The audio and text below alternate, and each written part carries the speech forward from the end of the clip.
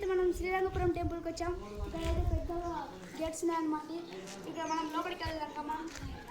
ఇక్కడ అయితే ఉన్నాయి. ఇక్కడ మొత్తం జనాభా చాలా ఎక్కువగా వచ్చారు. యూట్యూబ్ వాడతాము. ఇక్కడైతే పచ్చని వాతావరణం ఇలాగే వస్తుంది. మొత్తం చల్లగా ఉంటుంది. ఇక్కడ పచ్చని చెట్లు ఉన్నాయి. ఇక్కడ సేవ తీర్చుకోవడానికి అక్కడ బండలు ఉన్నాయన్నమాట. అక్కడేమో కొబ్బరికాయలు కొట్టే స్థలం, ఇక్కడేమో సేవ తీర్చుకోవడానికి. ఇంకా ఇలా వెళ్తే ఇలా వెళ్ళి అలా తిరిగితే అక్కడ నీళ్ళు ఉంటాయన్నమాట. ఇదంతా తాగునీరు. అక్కడేమో కొబ్బరికాయలు కొట్టే స్థలం ఉందన్నమాట. ఇది మనం ఒకసారి అక్కడ వెళ్ళి చూద్దాం అన్నమాట. చెట్లు చూడండి. ఇక్కడైతే కొబ్బరికాయలు కొట్టాలన్నమాట. ఇక్కడ కొబ్బరికాయలు కొట్టాలి. ఇక్కడ కొబ్బరికాయలు కొట్టాలి. ఇక్కడ అక్కడ 2 కణాలు నీళ్ళు ఉన్నాయి అనమాట. ఇక్కడ సేవ తీర్చుకోవడానికి అన్ని వసతులు కల్పించారు మనకి. అక్కడ కూడా ఉన్నాయి. అలాగే ఇంకా తర్వాతకి ఇక్కడేమో ఇలా సేవ తీర్చుకోవడానికి ఉంది. అక్కడేమో డస్ట్బిన్స్ ఉన్నాయి. పచ్చని వాతావరణాన్ని మనం ఏం చేయలేదు కాబట్టి పెట్టారు నీళ్ళు రావడానికి. ఇంకా మనం గుడి లోపలికి వెళ్దాం. కమాన్. ఇక్కడైతే పెద్ద గోపురాలు ఉందన్నమాట. ఇప్పుడు మనం ఇలాగే లోపలికి వెళ్ళిపోతే ఇక్కడ తాగునీరు మనకు అందించబడుతుంది అన్నమాట. ఫ్రెష్గా వస్తాయి నీళ్ళు కూడా. ఇలా కాళ్ళు కాలకూడదని ఈ మ్యాట్ అయితే వేసారు అన్నమాట. పెద్ద ఇంటి అన్నమాట. ఇక్కడ కమాన్ తీసుకోండి.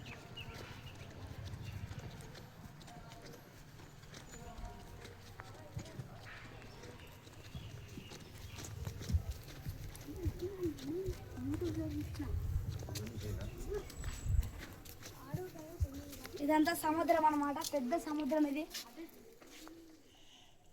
ఇలా కిందికి వెళ్ళడానికి దారి కూడా ఉంది. కింది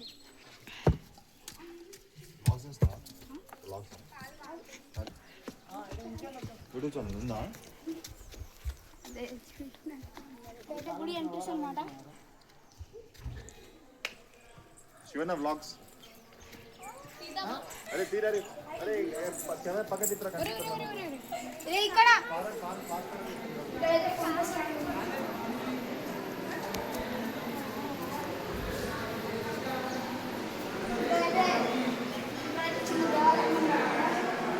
చిన్న దేవుడు ఉన్నాడు.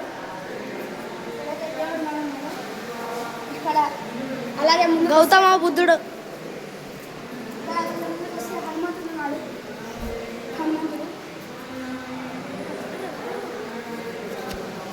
ఇక్కడ రాముడు, సీత, లక్ష్మణుడు, హనుమంతుడు ఉన్నారు. ఇక్కడ ఈ దేవాలయం చాలా ప్రసిద్ధి పొందింది. ఇది కొన్ని వేలు. ఇక్కడైతే చాలా చూడడానికి అందమైన ప్రదేశం.